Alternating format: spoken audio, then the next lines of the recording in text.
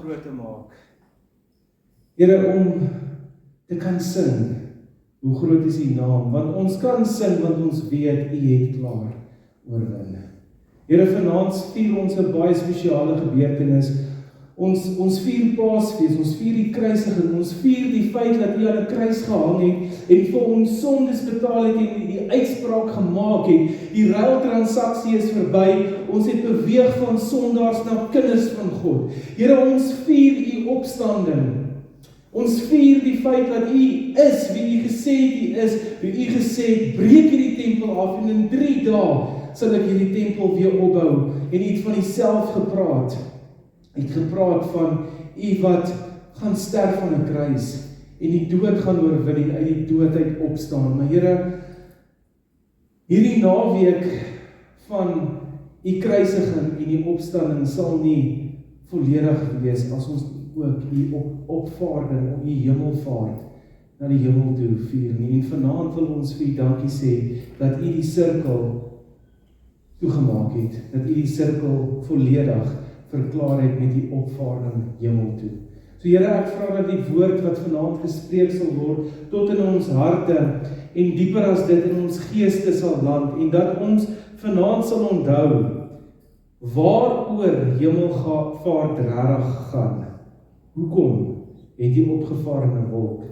En wat is die belofte wat dit werklik vir ons inhou? En wat beteken dit vir ons wat agtergebly het en nou hier op aarde is? Wat beteken dit om in U oorwinning te leef as gevolg van dit wat U vir ons gedoen het? Dis die gebed wat ek in my hart het.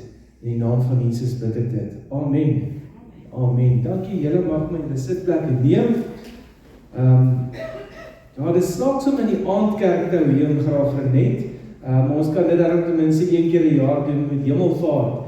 So, vanaand wil ek 'n stelling maak, en dis waaroor ek graag wil preek. Hy moes gaan, sodat hy oral kon wees. En dit klink soos 'n paradoks, of dit klink iets wat teen mekaar praat, nee? Hy moes gaan, sodat hy oral kan wees. En ek wil graag vir ons hierdie lees in Johannes 16 vers 7. En Johannes sê die volgende: maar ek sê vir julle die waarheid, dis Jesus wat praat. Dit is vir julle voordelig dat ek weggaan, want as ek nie weggaan nie, sal die trooster nie na julle toe kom nie, maar as ek weggaan, sal ek hom na julle toe stuur. So Jesus praat hierso van, ek moet weggaan.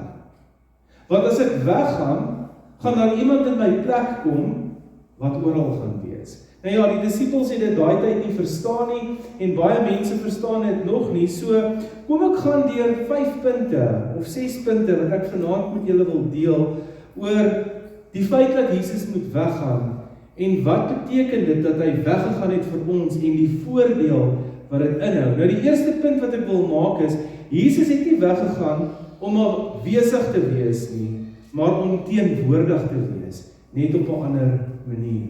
Jesus het nie saam met sy disippels gestap en op 'n stadium vir hulle iets gesê en daar in die wolke opgevaar en hulle net gelos en gesê, gaan maar aan op julle eie nie. Nee, hy het weggegaan om op 'n ander manier met ons te wees. Jesus se volgelinge het hom fisies geken.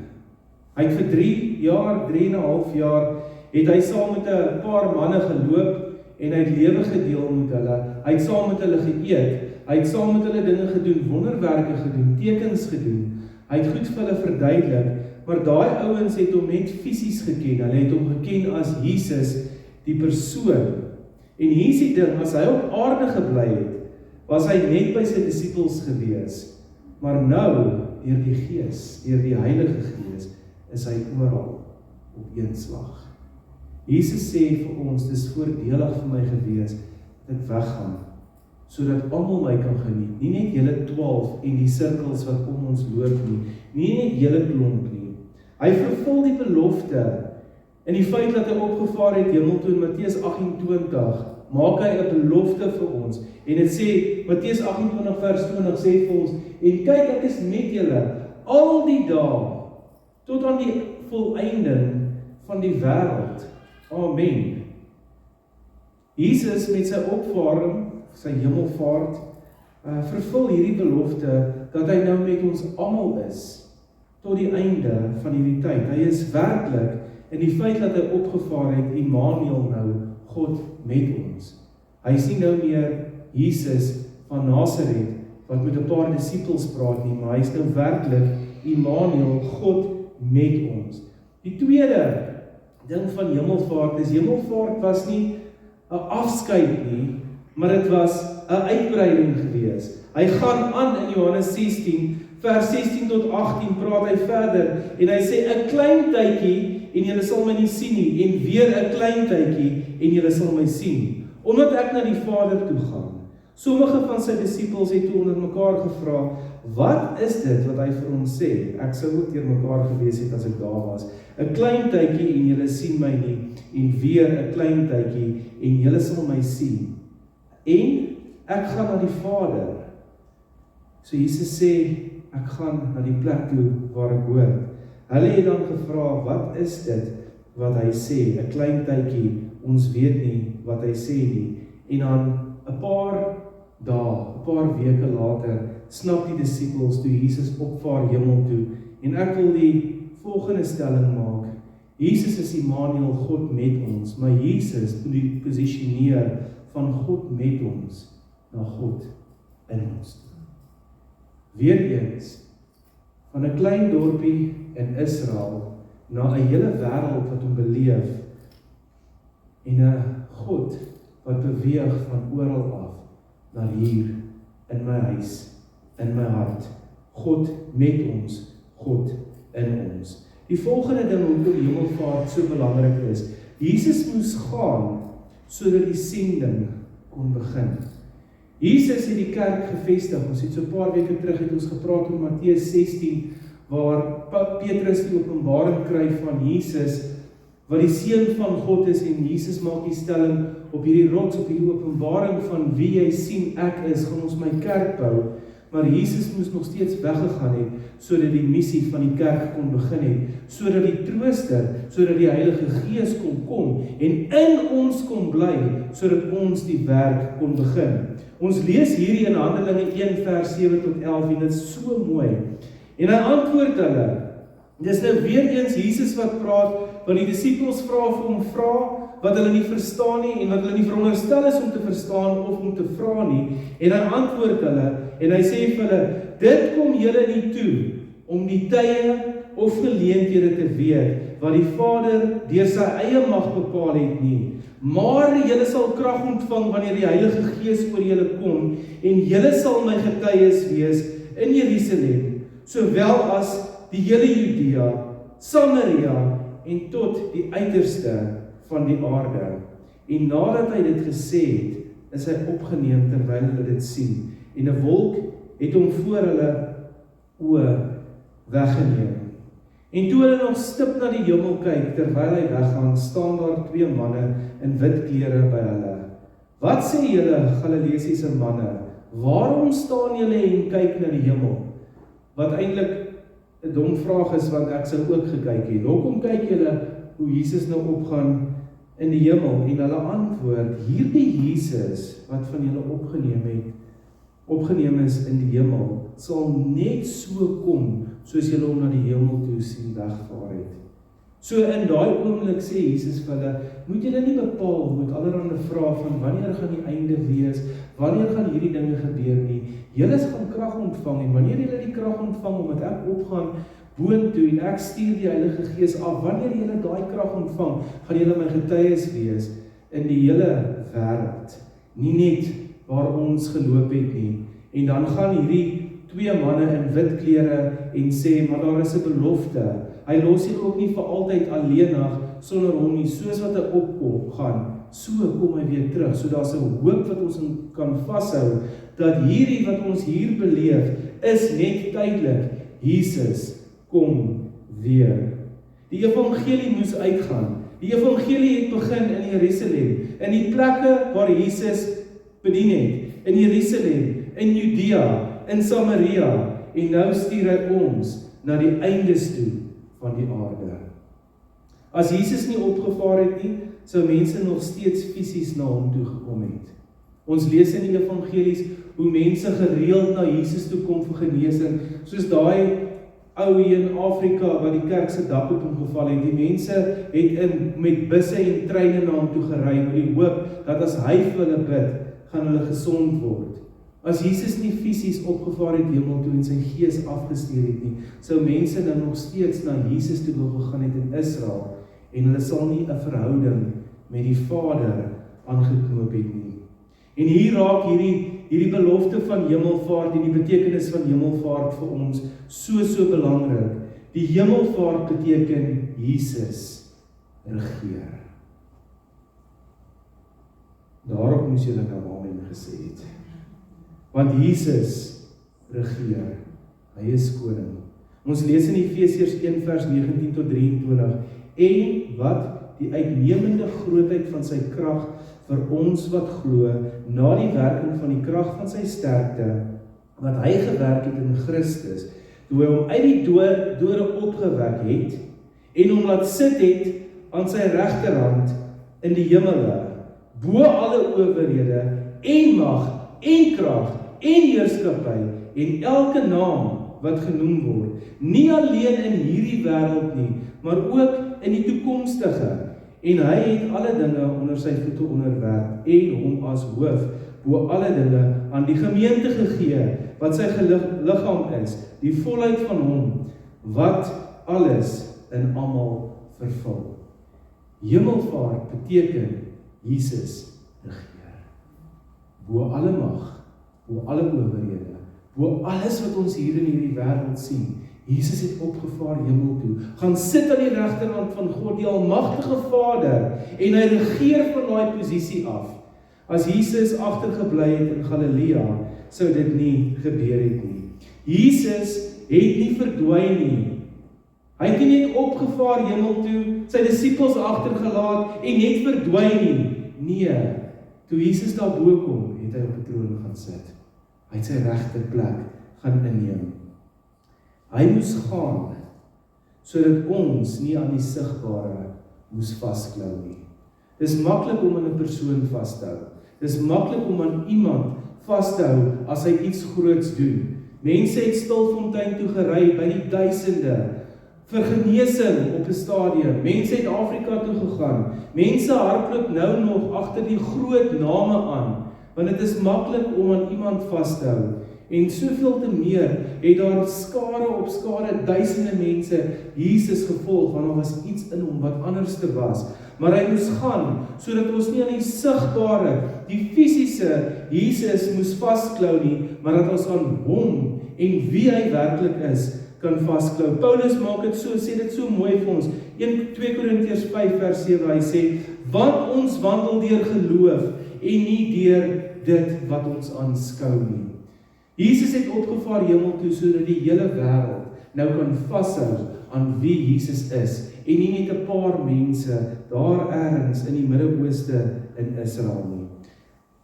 Hy moes gaan om vir ons in te tree as ons volkome hoë priester. Hy sit nie net op die troon as oorwinnaar nie, maar hy is ook ons hoë priester. Ek het so 'n paar weke terug daaroor gepraat, maar hier kom die skrywer van Hebreërs weer en hy maak dit vir ons so mooi duidelik in Hebreërs 7 vers 25 en 26 en hy sê die volgende: daarom kan hy ook volkome red die wat deur hom tot God gaan, omdat hy altyd leef om vir hulle in te tree, want so 'n hoë priester was vir ons gepas, een wat heilig, onskuldig, onbesmet, afgeskeie van die sondaars is, en wat hoër as die hemele geword het.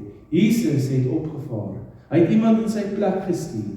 Hy het gaan sit op 'n troon, en hy is ook nou ons hoëpriester.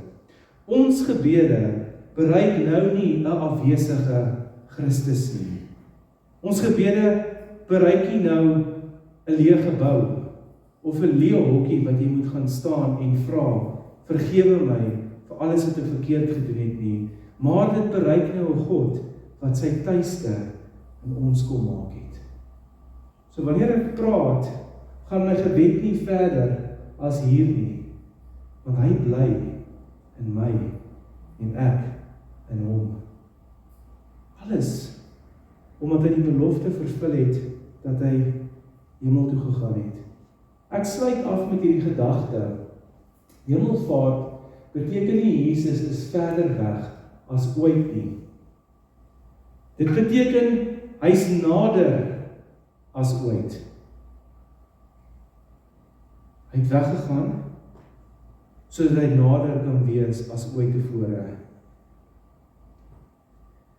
Nie meer net langs sy disippels nie meer 'n fisiese persoon wat in die aande om 'n vuur sit en vir hulle leer van wat gaan gebeur en wie Christus is en wie God is nie, maar hy is nou met ons.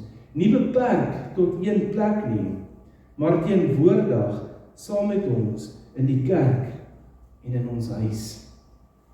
Nou hierdie botteltjie wat ek in my hand vashou, julle wonder hoekom seker maar hoekom speel ek met food coloring die hele diens deur. Dit het seker baie van julle gepla, die IDD mense. Maar hierdie botteltjie stel Jesus voor. Ek moes dalk opgeset met Jesus, maar dit stel nou Jesus voor. En ek kan Jesus vir myself hou. En die wêreld kan nie Jesus beleef nie, want ek hou Jesus vir myself. Ek kan hom in my sak bære. As hy nou nog fisies hier was, kan ek hom hier bære en niemand anders te kan hom beleef nie. Ek kan gaan koffie drink by hom en 4 ure 'n dag by hom spandeer en vir hom al die vrae vra oor die Bybel. Maar Jesus se plan was gewees dat nie net ek hom sou beleef nie, maar dat die hele wêreld hom sou beleef. Die wêreld het hom beleef in Judea, Samaria, Jerusalem, en toe vaar hy op, en toe stuur hy iemand anderste, wat sê, julle sal krag ontvang, en julle sal die hele wêreld bereik. En hy stuur toe iemand in sy plek, die Heilige Gees, wat die hele wêreld vul met sy teenwoordigheid. Wat die hele wêreld vul met almal wat hom aanroep, en sê, ek is nou genoeg, nie net meer vir een groep mense nie, maar ek is nou genoeg vir die hele wêreld. Hoëpriester, redder, regeerder, iemand wat altyd bereid is om tyd saam met jou te spandeer, iemand wat nou hier in my hart kom bly, in my huis kom bly, in die kerk kom bly, en in die hele wêreld kom bly. En hier is die ding, teenwoordigheid beteken nie net dat hy in ons midde is nie, maar ook wat hy doen. Elke slag wat ons bid vir iets om te gebeur, en het gebeur, Here, hy is met ons. Hy het weggegaan, sodat hy nou met ons kan wees. Elke slag, as ons vir iemand bid in die hospitaal, en ons hoor die storie van hoe hulle genees word, Here, hy is daar, maar hy is ook hier is teenwoordig. Elke slag, as iemand tot bekering kom, as wonderwerke gebeur, is Jesus teenwoordig in ons midde, en hy is besig om te werk, want hy is nie nou net hier nie, maar hy is nou oral. En vanaand wil ek vir ons 'n geleentheid skep om vir hom dankie te sê. Dankie dat hy nommer 1 gesterf het aan 'n kruis vir ons, dat hy die dood oorwin het om op te staan op die 3de dag, maar dat hy ook opgevaar het, en die belofte wat hy gemaak het, dat hy nou vir die hele wêreld genoeg gaan wees, vir ons gestuur het. So ek nooi julle uit, maak toe julle oë, en in julle eie woorde, terwyl ek bid, sê vir die Here so dankie, want dankie is net die beginpunt, maar so dankie vir dit wat hy gedoen het, en mag ons lewe, soos wat hy graag wil hê, ons moet lewe, in ons, deur ons, met ons, en genoeg vir die wêreld, om hom te kan ontdek. Here Jesus Christus, baie dankie, dat u opgevaar het hemel toe.